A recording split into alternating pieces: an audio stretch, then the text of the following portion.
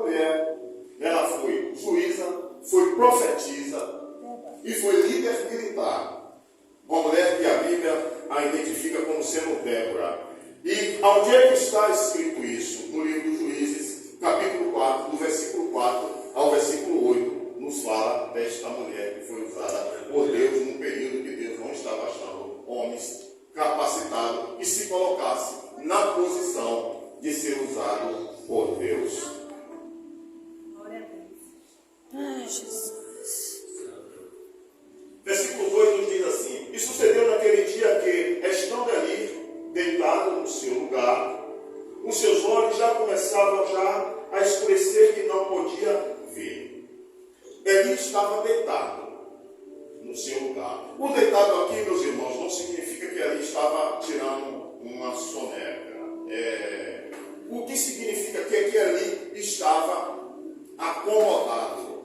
Ele estava acomodado porque ele estava vendo que os filhos estavam pecando no templo do Senhor, se prostituindo, adulterando, profanando a casa e o nome do Senhor. E ele estava se fazendo de despercebido. E qual é o problema de ele estar recebendo todas aquelas reclamações que o povo estava levando e ele não tomando uma atitude? Aqui a Bíblia diz que ele estava deitado no seu lugar. E qual era o lugar de ali? O lugar de ali era o lugar de sumo sacerdote. O lugar de ali era um lugar de liderança. E sendo assim, Deus não permite que ele levante o líder e o líder se torne conivente com o pecado, independentemente de quem seja, porque tem preço. A Bíblia também nos diz que ali, e os seus olhos se começavam já a escurecer que não podia ver. Aqui tem dois significados. O primeiro é que ali realmente ele estava ficando cego devido à idade, que a idade de ali já era bastante avançada. Mas a cegueira pior, a cegueira mais grave aqui de ali não era a física, era a espiritual. Porque Deus, ele vai renovando as forças daqueles homens, daquelas mulheres que o servem. E quem nos diz isso é Caleb. Caleb disse que quando ele tinha 40 anos, ele recebeu a palavra profética de Deus pela boca de Moisés. Ele tinha 40 anos e ele com 85 anos, 45 anos depois, ele estava se sentindo mais forte, mais vigoroso do que quando ele tinha 40 anos. Isso está escrito no livro de Josué, capítulo 14, versículo 10 e versículo 11.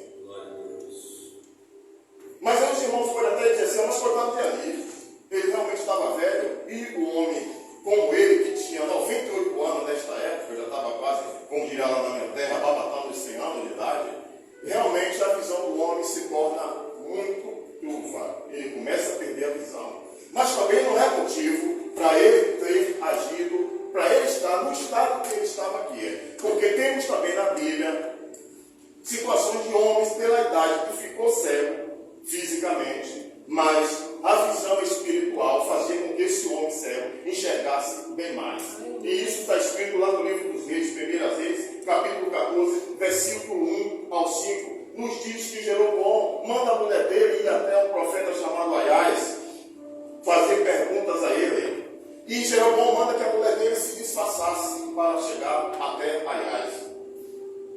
No versículo 6 do capítulo 14 de 1 Reis, quando a mulher de Jeroboão chega na porta, Aias, velho e cego dentro de casa, ele ouve os passos da mulher de Jeroboão e ele grita dentro de casa: o que é a mulher de Jeroboão que você está fazendo aqui disfarçada? Mas já que você veio, chegue à frente, porque eu tenho novas para te falar e você não vai gostar de nenhuma. Naquele dia, Aias profetizou a morte de todos os filhos de geração futura de Jeroboão.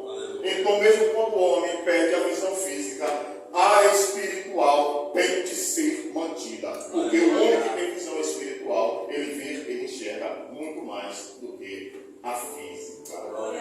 Versículo 3 nos diz assim: e estando também Samuel já deitado, antes que a lâmpada de Deus se apagasse no templo do Senhor, estava a arca de Deus. Nós vemos aqui que Samuel também estava deitado.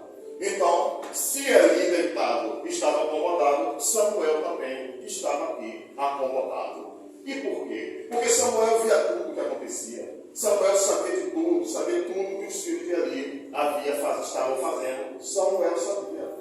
Mas aí os irmãos podem dizer, mas irmão Valdemir, Samuel era apenas um menino. Os filhos de Eli eram sacerdotes, eram homens, o que ele ia fazer? Realmente.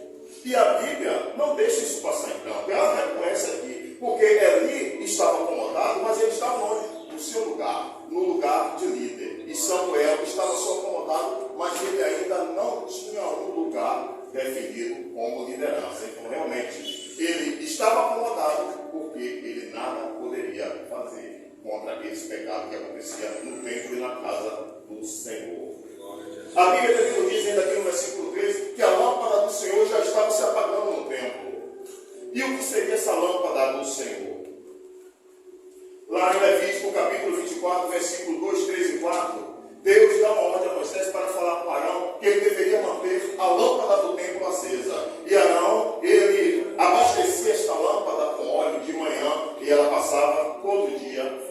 À noite ele abastecia de novo e ela passava toda noite. A lâmpada do templo era chamada de candelabro ou menorá pelos judeus. O candelabro era um castiçal com 3 braços de cada lado, tornando-se 7.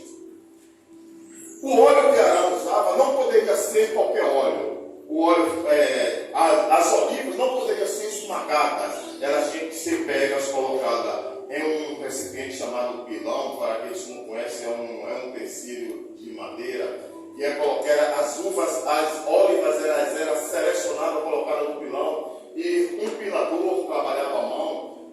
O sacerdote ou os levitas vinha e dava leves pombos nas olivas para que ela soltasse aquele óleo refinado, sem que as ólivas fossem esmagadas, para ser abastecido o candelabro.